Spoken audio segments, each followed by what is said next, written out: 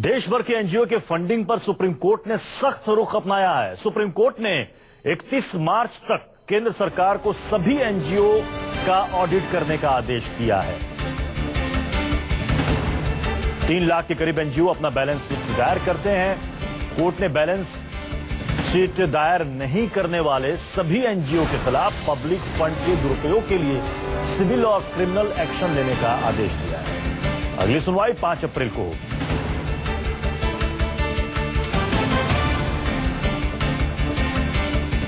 32 लाख में से सिर्फ 3 लाख ही एनजीओ है जो कि बैलेंस शीट सबमिट करते हैं, यानी खर्चे का हिसाब देते हैं, पैसा कहां से आया, कहां खर्च हो रहा है। हमारे साथ प्रभाकर मिश्रा हमारे संवाददाता इस वक्त जुड़ चुके हैं। प्रभाकर, क्या कहा है कोर्ट ने?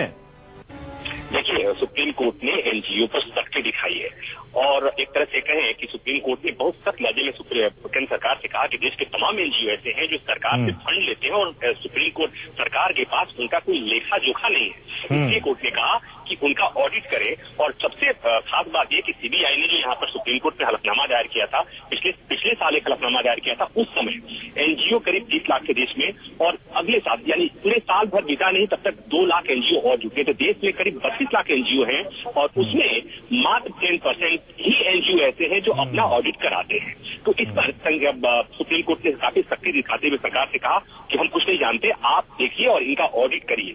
तो कुल मिलाकर ये कि एक तरह से, हालांकि सरकार भी पहले ऐसा कोशिश करती रही है, आप देखे होंगे कि कई बार ग्रीन पीस जैसे मामलों में सरकार एनजीओ पर नकेल कसने की कोशिश करती है, बहुत हो हल्ला मचता है। अब सुप्रीम कोर्ट ने एक मौका जरूर सरकार को दे दिया है, जिसके बाद अब सरकार सख्ती दिखाएगी और जो एनजीओ सरकार से फंड लेते हैं या बाहर के फंड लेते हैं उनका ऑडिट करेगी और इसमें तमाम बातों का खुलासा होगा, क्योंकि अब देश की सबसे बड़ी अदालत ने इस मामले को ले लिया है। बहुत बहुत शुक्रिया प्रभाकर इस जानकारी के लिए।